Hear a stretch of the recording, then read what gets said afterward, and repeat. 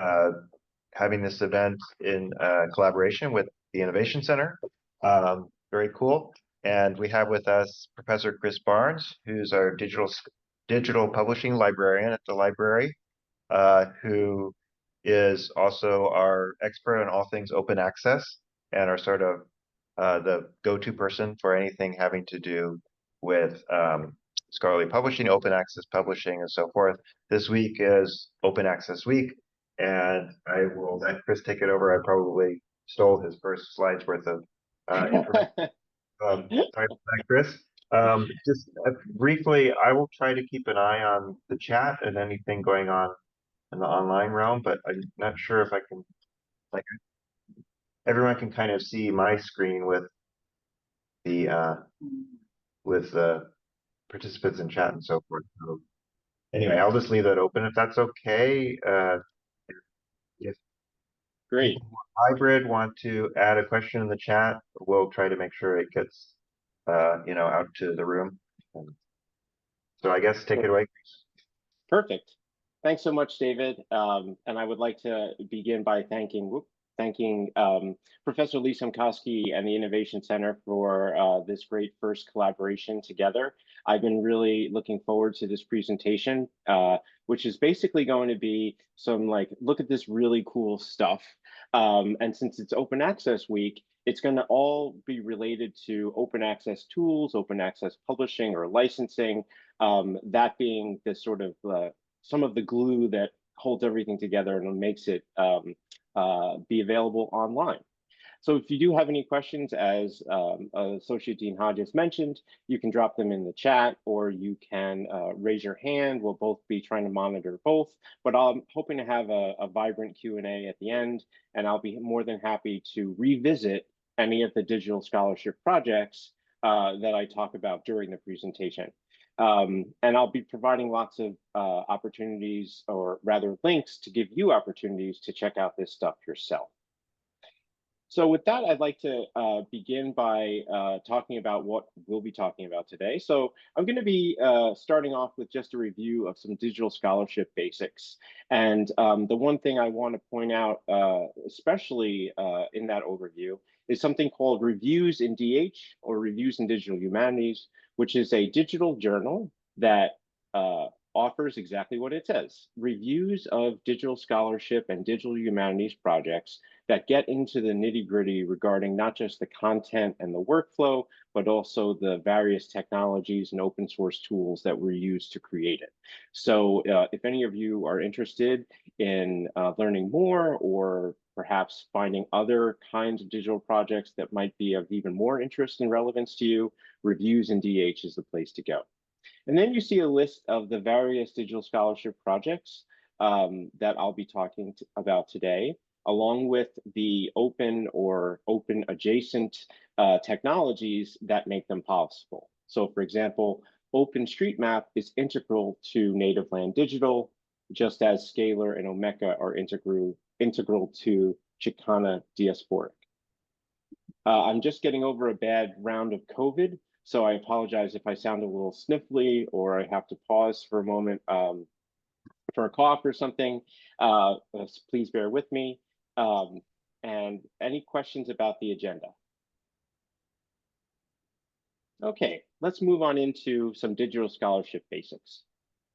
So a digital scholarship project can be everything from a very basic, simple website by an individual scholar who is, dedicated to that particular topic, all the way to some complex databases that are created by teams of individuals with institutional support, sometimes multiple institutions, as well as grant funding.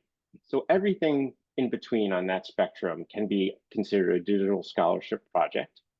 And many of these projects use free and open source systems to get started, or in their entirety. And some of these you may be aware of you might have probably heard of WordPress, perhaps Scalar and Omeka. Those are also very popular, and we'll get into more of them. Like any web-based resource, these projects must be maintained and be made accessible to users. So it's not simply a matter of sort of taking a PDF and putting it up online. You need to actually, there's a process that goes into online publishing, as well as the requirements that ensure that everyone will be able to access that content, not just in terms of it being free to read, but also being compatible with screen readers and other adaptive technologies. And lastly, schools and nonprofits create a lot of new tech and systems specifically intended for digital scholarship. One such system is Timeline.js from the Knight Lab at Northwestern University. This is something I particularly wanted to point out to the folks at the Innovation Center, because they are in the process of developing a lot more really cool tools and others that you may have heard of.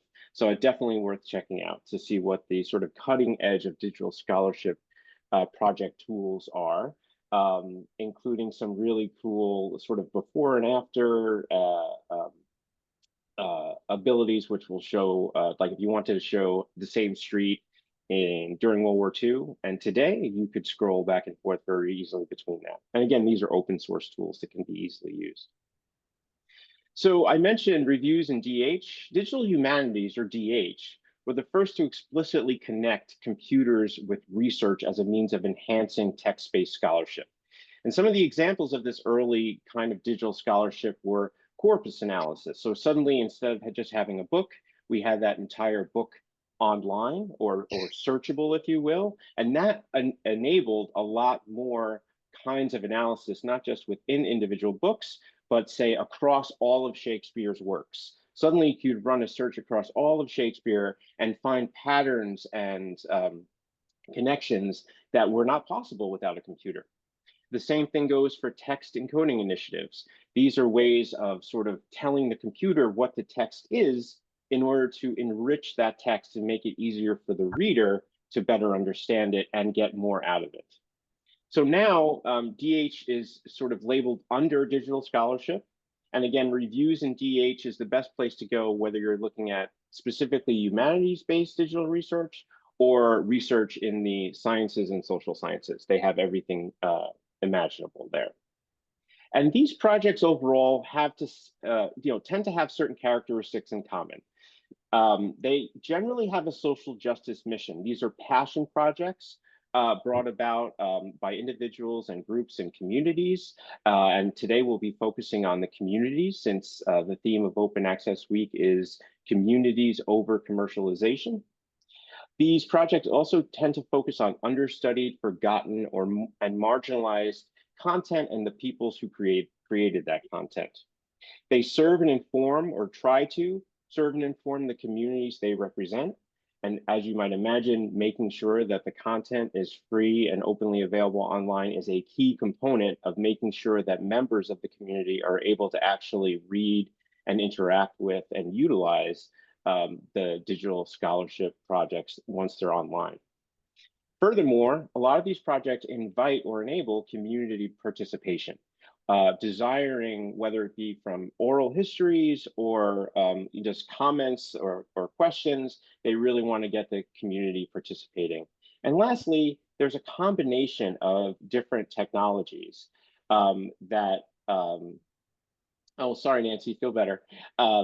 So there are often a combination of new technologies with traditional scholarly techniques used to improve and innovate scholarship. So you're going to have many of the same sort of methodological components to these works of scholarship. These are still scholarly works. They still have sources. They still have research. They still can undergo peer review.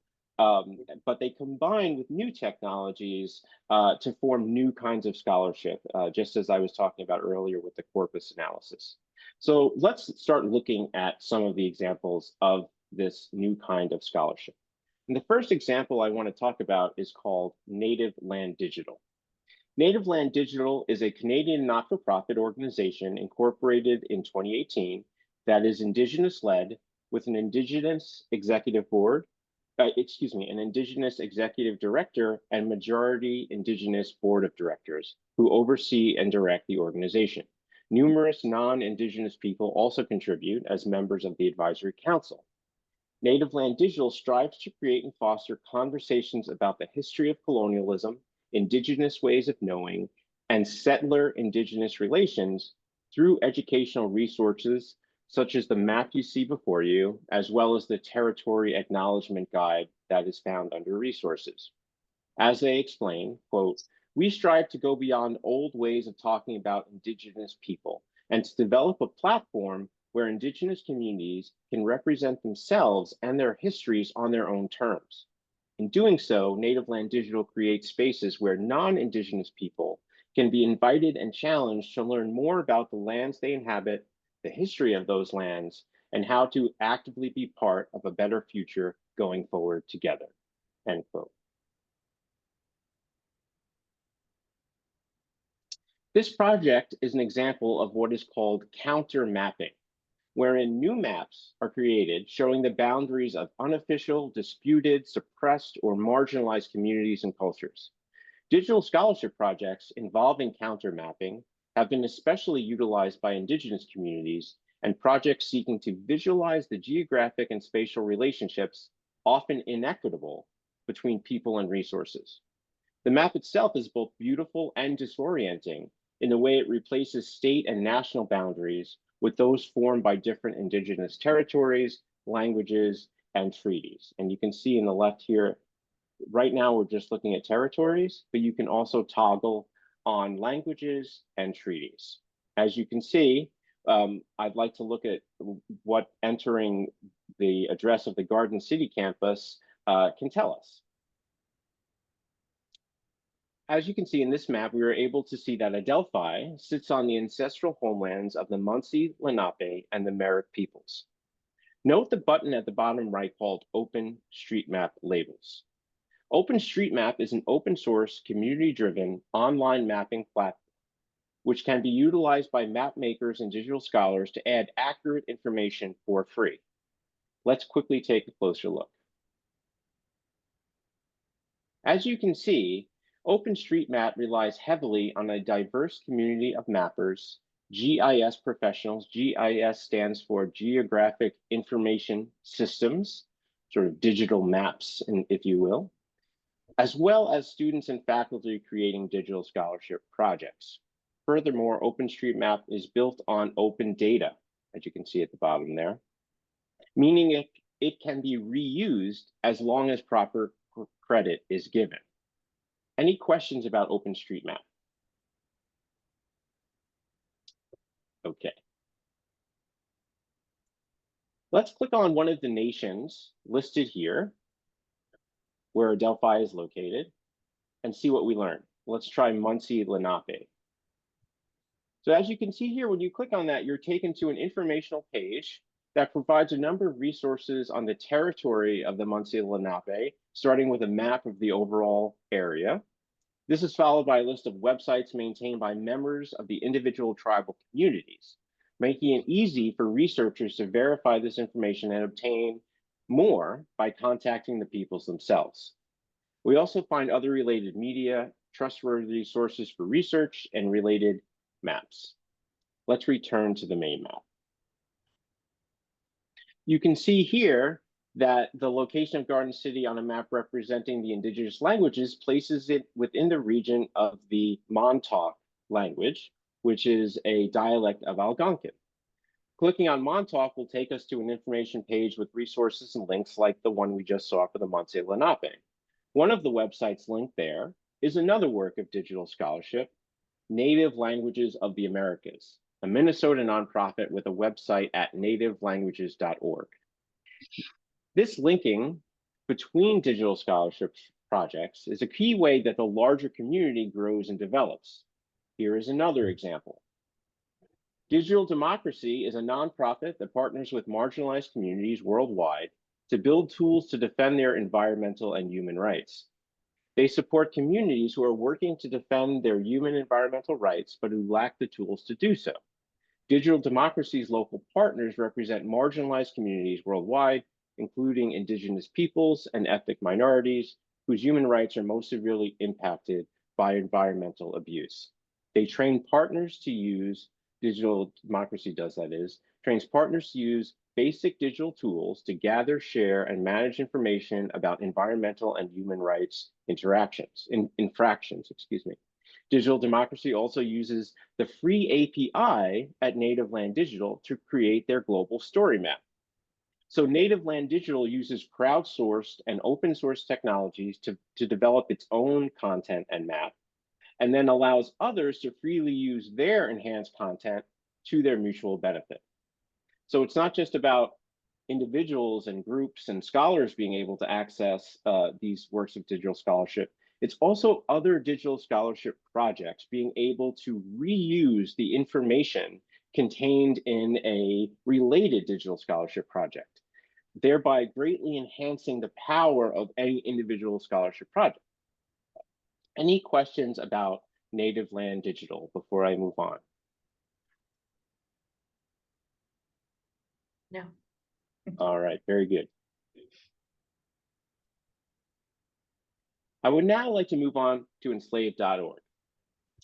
This is a particular love of mine.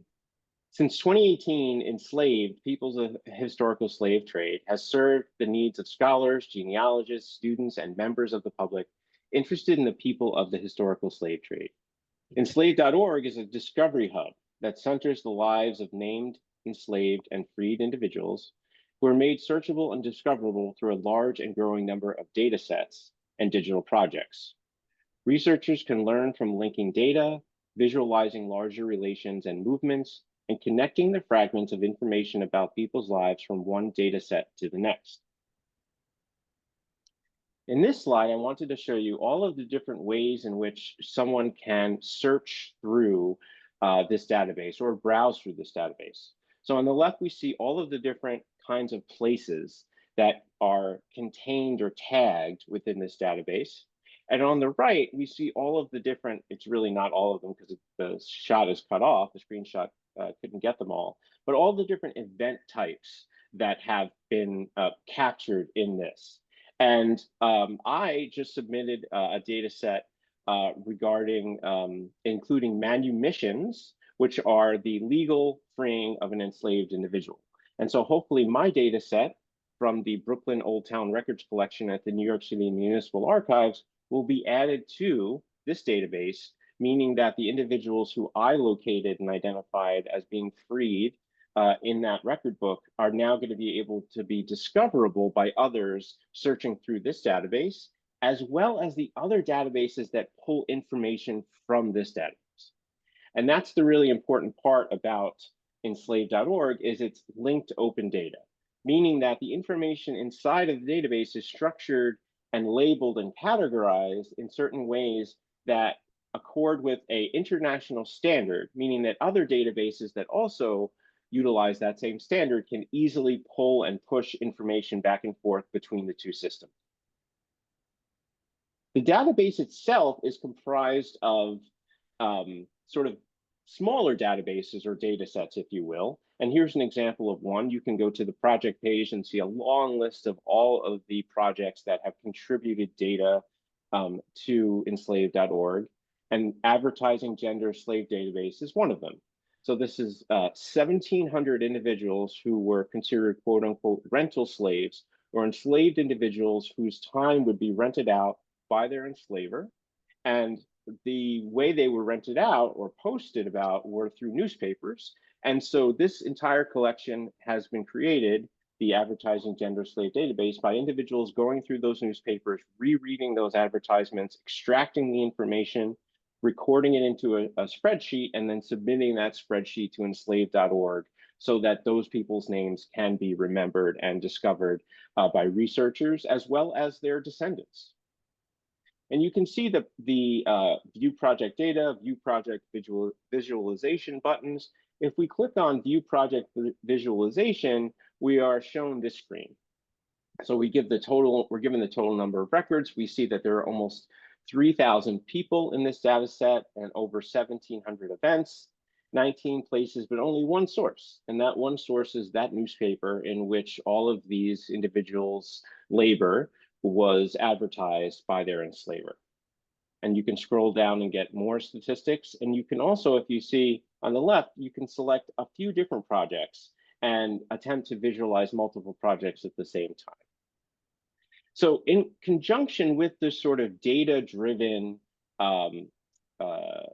representation of the slave trade, the whole goal is to recover the names and identities and stories of the individuals behind these numbers. And we see that in the stories section. The stories section of enslaved.org also provides richly detailed narratives of the lives of enslaved people. The stories illustrate how a collection of data points assembled in spreadsheets can serve as the foundation for compelling life histories. Many that they have published are of people whose stories were previously untold. And I've selected the story of Liz or Elizabeth, who was an enslaved freedom seeker, possibly involved in gathering intelligence for the American cause during the Revolutionary War, and was born into slavery on Long Island around the year 1763. And her enslavers lived in Oyster Bay. And we can learn more about them and her, a timeline of her life, by continuing to scroll down.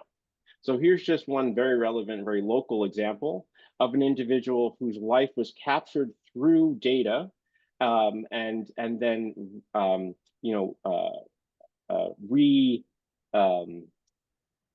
recreated, right, recaptured, and retold so that her story can be remembered. We can also see that in this screenshot here, that enslaved.org really does attempt to ensure that the content inside of it is easily utilized by teachers on all different levels to enhance their curriculum. So this is a lesson plan called Achieving Freedom in 18th Century America that focuses on the life of Maria Rafaela Witten, whose story is featured in enslaved.org. And you can see it goes into the length, the grade and subject, as well as objectives, and a lot more if you continue to scroll down. So this enslaved.org is not only a database for researchers, it's also for instructors and personal genealogists who are looking to find connections to their enslaved ancestors. Any questions about enslaved.org? Okay. I'd now like to move on to Chicana Diasporic, a nomadic journey of the activist exiled. This is a media-rich, annotated Scalar research hub, Scalar being the open source tech that allows it to function, that highlights a political ideological journey of the women of the Chicana caucus of the National Women's Political Caucus from 1973 to 1979.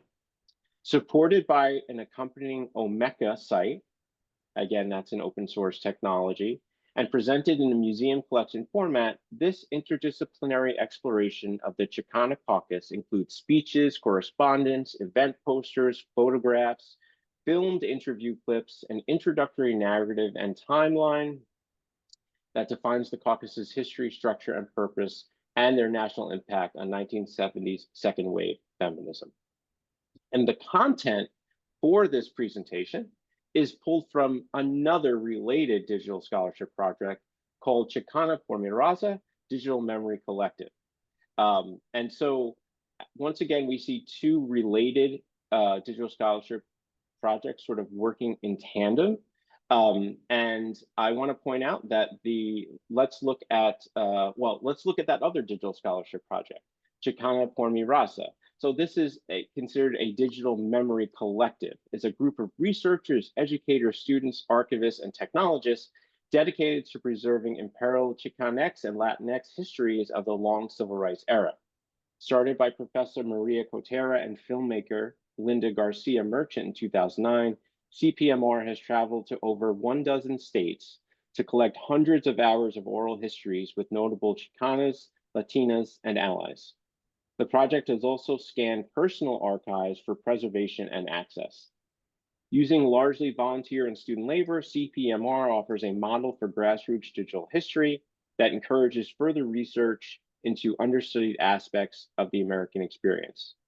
The overarching objective of the project is to provide broad-based public access to oral histories, material culture, correspondence, and rare out-of-print publications for use in both scholarly research and the classroom.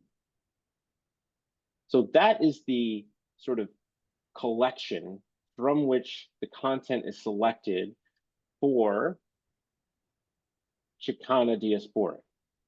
And as you can see here, Chicana diasporic as a Scalar site, right, offers the kind of navigation that you would find on a website, but does it in a sort of collections-based or book-based method, so that you can drill down into different chapters and sections. As you can see, if we click through, we can get to on navigating Chicana style. And as you can see, this platform allows for the blending of images, text, and links all together in an appealing format that is very easy to do and very easy to learn and open source. So I've been talking about Scalar, and again, this is based also on an Omeka instance. Here's what those platforms or tools look like out in the wild when you go visit their websites. So Scalar presents itself as a born digital, open source, media-rich, scholarly publishing platform that is as easy as blogging. And indeed, it's sort of set up in that sort of individual post method, so that it can be added to over time while also manage the content that gets added. And then Omeka is sort of similar. It's an open source web publishing platform to digital collections, creating media-rich online exhibits. The two are often paired together because one serves better as sort of a publishing platform for text, and the other, Omeka, serves better as a collection for digital objects. But both of them are open source, and both of them are heavily used by digital scholars across fields. Any questions about those? All right, moving right along. The next digital scholarship project illustrates story maps from ArcGIS, and it is called Disability and Belonging, Camp Hill and the Debate Over Independent Living for People with Intellectual Disabilities. So story maps from ArcGIS are interactive maps which can be combined with other forms of content to tell media-rich stories informed by geography. And so if we click and look at the introduction to this, you can see that it looks like a standard website. It is almost like a WordPress site. It has the menu at the top, and it has the content along with tagged photos and a caption. But the heart of these kinds of ArcGIS story maps are the maps themselves and the functionality that they provide. So in this screenshot, which is under the heading of expansion, we see rapid growth represented from the 1960s to the 1980s. And as you can see here, if we press the play button, we will see this map come to life with the different dots appearing and disappearing at different times. Furthermore, the content over here can easily be edited and clicked upon, making it very easy for the creators to,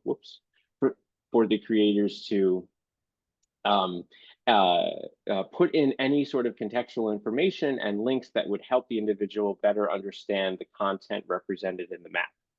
And so in this instance, right, ArcGIS is not free. They do have a free version, but for example, this is the kind of platform that an institution might subscribe to.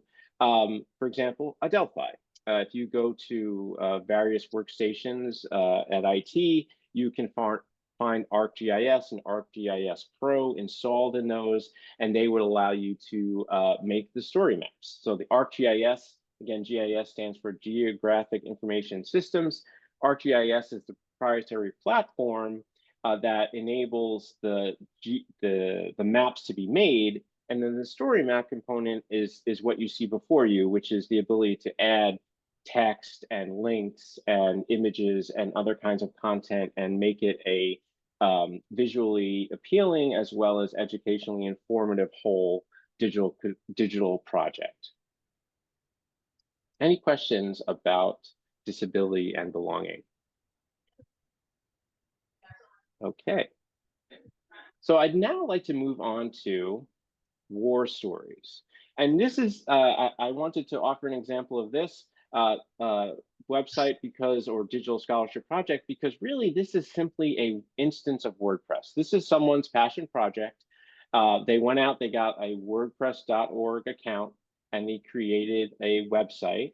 And this website is called kidsandwar.org.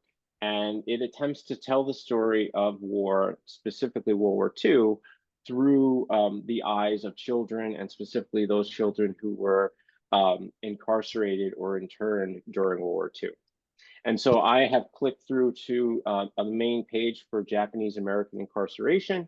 As you can see, you have a link there to the full text of the executive order, which was leading to the internments. And then you also have a an image of the actual announcement that went out, like a flyer that went out at the same time, making everyone aware of the executive order.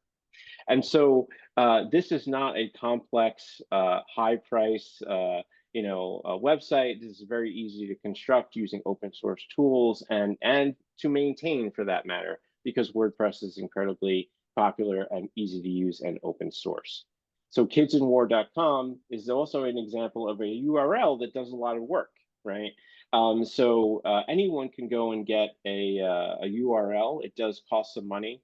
But you can get .org, .com, and very frequently, your URL will often be a great sort of promo for your site. And in this case, that's certainly true with kidsandwar.com. So furthermore, kidsandwar.com, they are also really interested in not just allowing the website to be used as a teaching tool, but also helping teachers learn more, study more, and provide additional resources for studying more about this topic. So teaching Japanese American incarceration is a authoritative list of various sources, from National Museum of American History to the Smithsonian to the Japanese American National Museum, gathered all in one place, so busy teachers are able to find these very easily, and also get additional information about how to teach with these. So you can see New York Times teaching Japanese American internment using primary sources. So again, this is a I don't want to say basic because that's negative these days, but this is a very straightforward and easy to create digital scholarship project that it would be very possible for an individual to accomplish. Any questions about war stories? Okay, now I'd like to move on to one that is very dear to my heart as a librarian, called Homosaurus. The Homosaurus was originally created in 1997 by IHLIA LGBT Heritage as a Dutch and English gay and lesbian thesaurus that was used as a standalone vocabulary to describe their collections. Over time, the terms relating to bisexuality, trans, gender, and intersex concepts were added, but not methodically. In 2013, with the help of some other people, the original was transformed into Homosaurus into a more inclusive and hierarchical thesaurus. Hundreds of terms were added, and each term was put in relation to others in a hierarchical structure. At this point, the vocabulary only existed as an offline document, and that was circulated as a Word doc or PDF. The results of the major editing project were presented at numerous LGBTQ ALMS conferences, and the vocabulary began to be used by other LGBTQ archives, libraries, and documentation centers throughout the world. So I'm sure the librarians in the room are going to be very aware of what I'm talking about, but let me give you an example. If we get a work that is on a topic related to LGBTQ plus, we want to make absolutely sure that we classify it, catalog it, describe it in the ways that are going to make it the most discoverable. And to do that, we need to have some authority to turn to. We need to be able to look to something like Homosaurus, which is going to say, okay, this term is actually a subterm nested under this, so you should really use the larger term because that is more appropriate. Various different subfields and specialties have these sorts of what we would be like metadata application guides or cataloging guides or vocabularies. And this is one for the LGBTQ plus community that is also linked open data, meaning that it is easily built upon and read by other machines and computers and systems. And so in 2015, the Digital Transgender Archive, which we'll be talking about momentarily, became one of the handful of LGBTQ archives using version 1 of the Homosaurus to describe resources in their collections.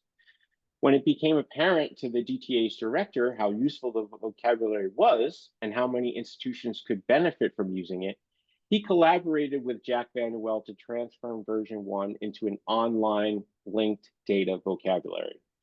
This dramatically increased the accessibility of the vocabulary and allowed cultural institutions from around the world to link to a common vocabulary. And in 2016, the board ultimately decided to transform the Homosaurus from a broader standalone vocabulary to a narrower LGBTQ specific vocabulary that was intended to supplement existing thesauri, primarily the Library of Congress subject headings. So the Library of Congress subject headings are what we use when we are attempting to describe a work. So do we say this work is a work of history, or is it historical, or like those sorts of nuances can be very important when you're attempting to create a database. The difficulty is that the Library of Congress very rarely updates its subject headings. So those subject heading terminology can often be offensive, can replicate systems of inequality or ideologies of inequality and oppression, and therefore they need to be supplemented by well-informed and thought out thesauri like Homosaurus that come from the community themselves, and can therefore be authoritatively referenced by librarians and others who are attempting to ensure that their collections utilize the most up-to-date and accurate vocabulary when describing their collections. To give you an example of what this looks like, it's not very pretty, but this is an example of what it would look like if say, I wanted to use some of the labels from the thesaurus. I would be able to look through here and understand how those terms might be used and what the considerations I might want to think about first might be. And so at the bottom there, you see some of the under 5.3.1, I don't know if you could read it in the room, but it says problems with LCSH for LGBTQ plus terms. So that's Library of Congress. So the problems are, for example, medicalization and pathologization of these individuals or these phenomena, meaning that these are negative loaded terms that have still been allowed to be retained in the Library of Congress headings, and therefore they should be replaced or considered out of date and replaced by those in Homosaurus and other kinds of similar thesauri. Any questions about Homosaurus? Okay, so last but not least, we just mentioned the Digital Transgender Archive. The purpose of the Digital Transgender Archive is to increase the accessibility of transgender history by providing an online hub for digitized historical materials, foreign digital materials, and information on archival holdings throughout the world. Based in Boston at Northeastern University, the DTA is an international collaboration among dozens of colleges, universities, nonprofit organizations, public libraries, and private collections.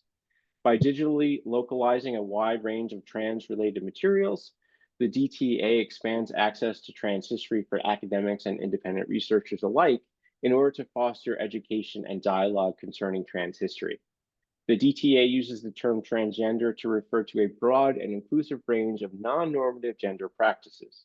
We treat transgender, quote, as a practice rather than an identity category in order to bring together a trans-historical and trans-cultural collection of materials related to transing gender. We collect materials from anywhere in the world with a focus on materials created before the year 2000. And as you can see, trans history linked, right? The idea is, again, linked data, that this data is going to be interoperable, it's going to be readable by different systems and different databases. And to give you an example of what it looks like if you were to sort of browse through and try and figure out how it's organized like any other library. You can search by topic, you can browse by the different collections, including academic papers and publications, as well as advice columns.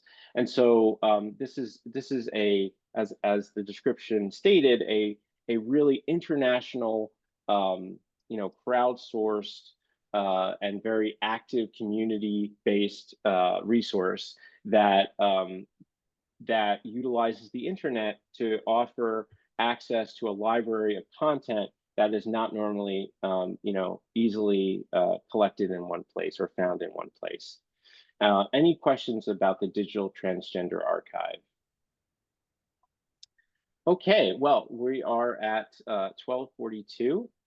So with that, I would just like to thank you all for attending and hearing my talk.